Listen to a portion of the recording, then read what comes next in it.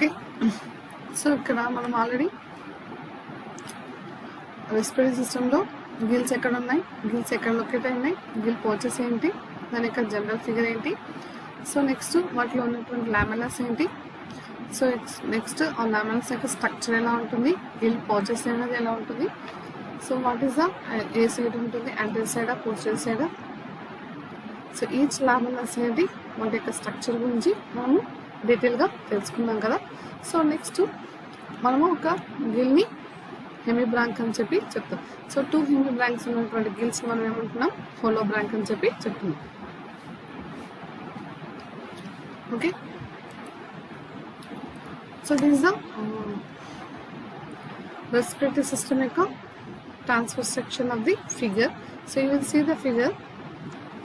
ఒకసారి ఫిగర్ చూసుకోండి. సో ఈ ఫిగర్లో మనకి ఏంటంటే transverse section of the gill pouch. So gill pouch యొక్క స్ట్రక్చర్ అనేది ఇలా ఉంటుంది. సో ఇక్కడ మీకు లీఫ్ లైక్ స్ట్రక్చర్స్ ఒక లైన్స్ ఉన్నాయి కదా. So this the gill lamellas. So ఈ గిల్ లామెలాస్ ని డివైడ్ చేస్తూ మనకి ఏంటంటే గిల్ సెప్టమ్ అనేది ఉంటుంది. So these of the gill pouch, ఒక గిల్ పౌచ్ అనేది బేస్ చేసుకుంటుంది. సో ఈ గిల్ పౌచ్ లోపల మనకు ఒక గిల్ లామెలా అనేది ఫామ్ అవుతుంది. సో గిల్ లామెలా అనేది ఫామ్ అవుతుంది. సో అలాగే గిల్ సెప్టమ్ ద్వారా they divide with the lamellas. So lamellas అనేది డివైడ్ అవుతాయి. సో ఇక్కడ capillaries of the gill lamellas. So gill lamellas యొక్క క్యాపిలరీస్ అనేది ఫామ్ అవుతుంటుంది. Okay, you will see the figure. చూస్తూ ఉండండి. సో ఓకేనా, మనకి ట్రాన్స్ఫర్ సెక్షన్లో మన గిల్స్ ఏంటంటే, సో చూసుకున్నప్పుడు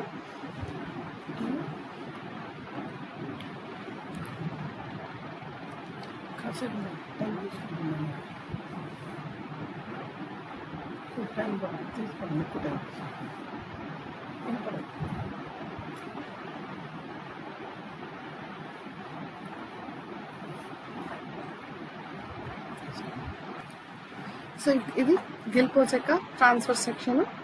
సో ఈ ట్రాన్స్ఫర్ సెక్షన్లో మనకి ఏంటంటే, సో లామెలాస్ అనేవి 2 ఉంటాయి కదా. సో 2 లామెలాస్ అనేవి ఫామ్ అయిన తర్వాత మనకి ఇక్కడ లామెలాస్ ఒక గిల్ పౌచ్లో ఒక లామెలా ఉంటుంది.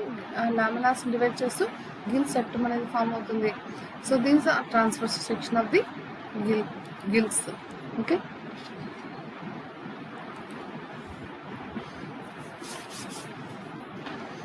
Next so between the mandibular and hyoid arches are the first internal gills. Already మీకు చెప్పాను కదా ఇందాక.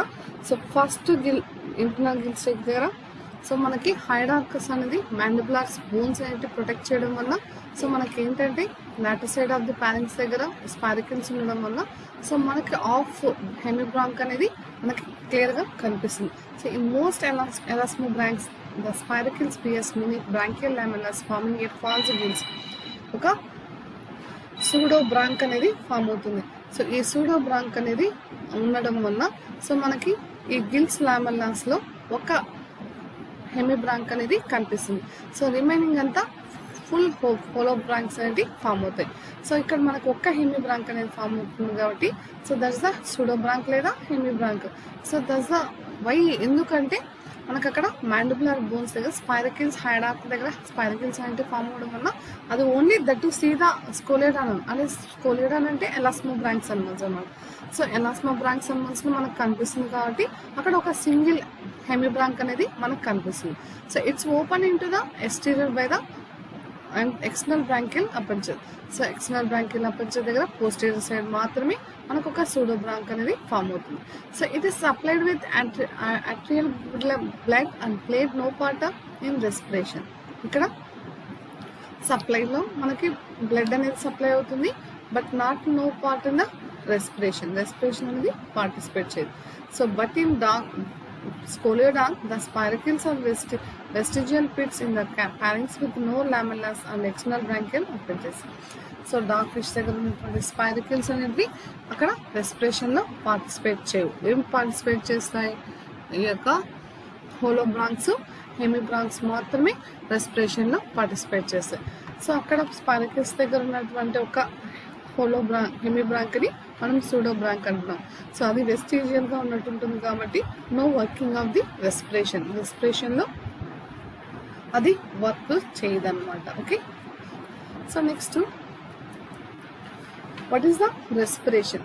ఏంటి రెస్పిరేషన్ అంటే ఏంటి? Means of the inspiration and expression of the body is called respiration. Inspiration ద్వారా ఆక్సిజన్ తీసుకోవడం, ఎక్స్ప్రెషన్ ద్వారా కార్బన్ డైఆక్సైడ్ రిమూవ్ చేయడము. This is called the respiration.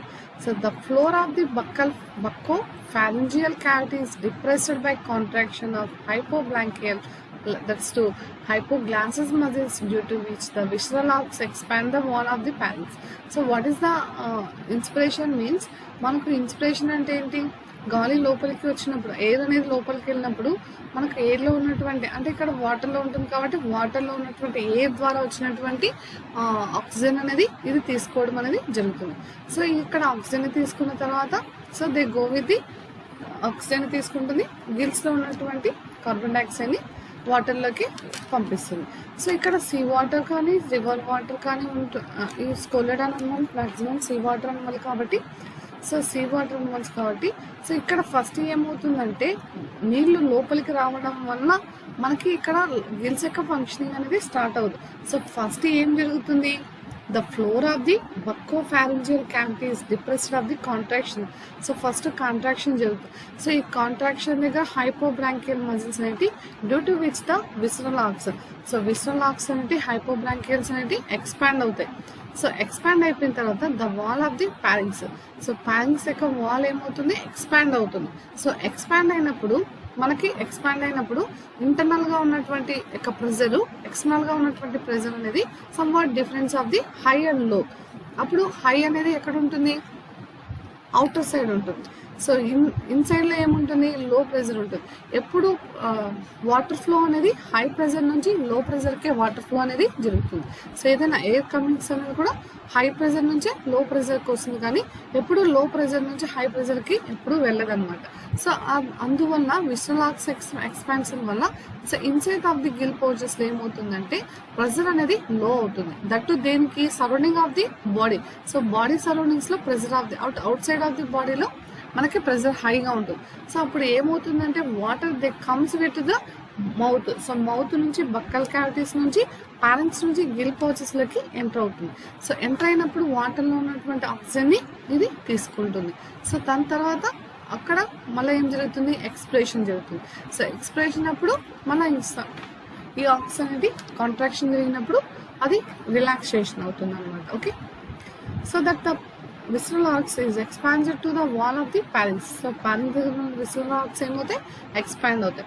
So that sea water containing dissolve oxygen rushes through the open the mouth. So అప్పుడు mouth ఏమవుతుంది? Open అవుతుంది. అక్కడ external gill slits అనేది close అవుతాయి. ఎక్స్టర్నల్ గిల్ స్లిట్స్ ఏం చేస్తున్నాయి? వాటర్ని బయటకు పంపిస్తున్నాయి కదా, కాబట్టి ఇక్కడ మౌత్ అనేది ఓపెన్ అయినప్పుడు ఎక్స్టర్నల్ గిల్స్ అనేవి అక్కడ ఉన్న పోర్స్ ఏమవుతాయి? ఆటోమేటిక్గా క్లోజ్ అవుతాయి.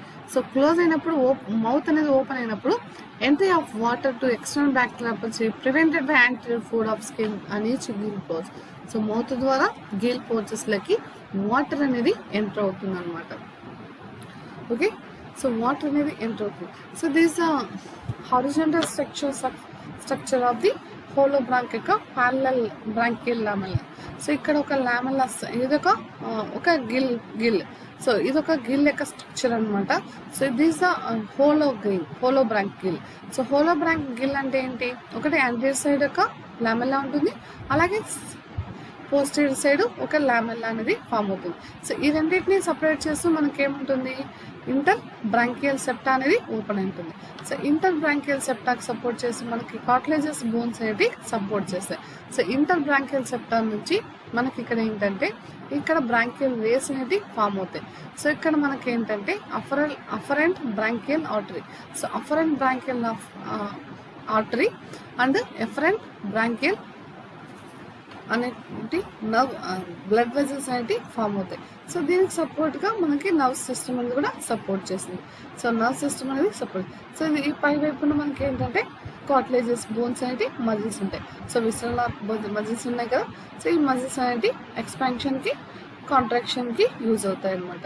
సో కాంట్రాక్షన్కి రిలాక్సేషన్కి ఈ యొక్క మజిల్స్ అనేవి ఎక్స్పాండ్ అవుతాయి, అలాగే దాని యొక్క దీనికి రిలాక్సేషన్ అవ్వడం అనేది జరుగుతుంది. So this the structure of the one one gill యొక్క స్ట్రక్చర్ అనమాట. ఓకే, సో దిస్ ద ఒక lamella. So this the second lamella. So posterior side ఉన్నటువంటి లామెల్లా కన్నా ఇది చిన్నదిగా ఉంది, ఇది పెద్దదిగా ఉంది అనమాట. లాంగర్ సైజు, ఇది స్మాలర్ నుంచి దీనికన్నా. ఓకే, సో మిడిల్ ఆఫ్ దిలో మనం సపరేట్ చేసి ఈ 2 లామెల్లా సపరేట్ చేసేటువంటి ఇంటర్సెప్ట్ అనేది ఫామ్ అవుతుంది అనమాట. Okay, so this the first. ఇక్కడ మనం ఒకసారి నేను ఇందాక చెప్పాను కదా, ఇన్స్పిరేషన్ అంటే ఏంటి, గాలి అంటే వాటర్ అనేది గాలి లోపలికి రావాలి.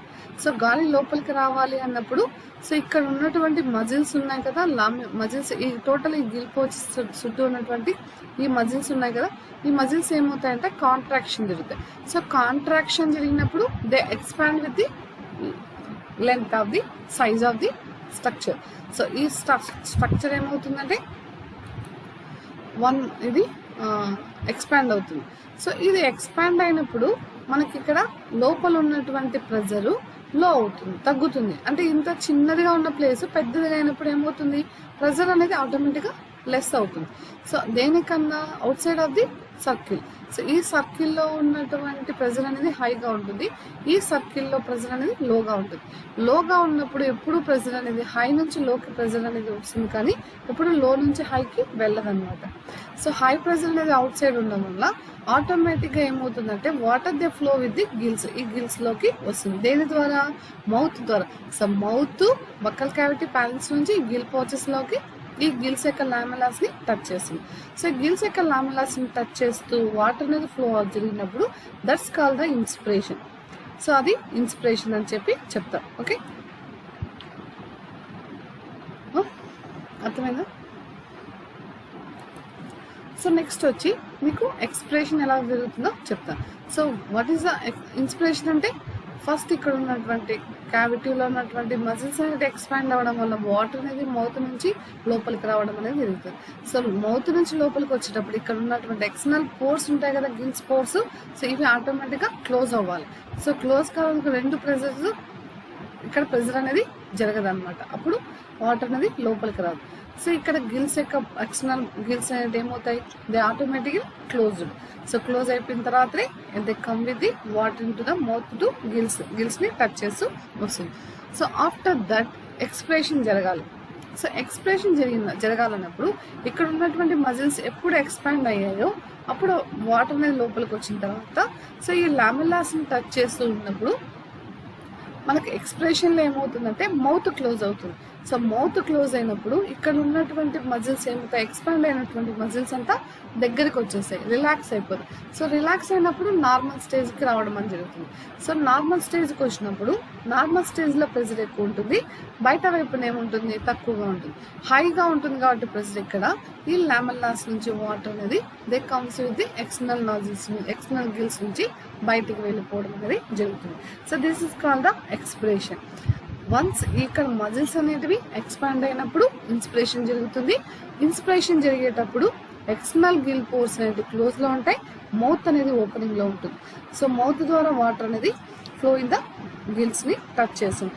అదే ఎక్స్పిరేషన్లో అయితే ఏమవుతుందంటే మౌత్ అనేది క్లోజ్ అవుతుంది, మజిల్స్ అనేవి రిలాక్స్ అవుతాయి, లామెల్లాస్లో ఉన్నటువంటి వాటర్ అంతా లామెల్లాస్ని టచ్ చేస్తూ గిల్స్ని టచ్ చేస్తూ they go with the external pores నుంచి ఎక్స్టర్నల్ గిల్స్ నుంచి బయటికి వెళ్ళిపోవడం అనేది జరుగుతుంది. So that is called the expression అంటారు.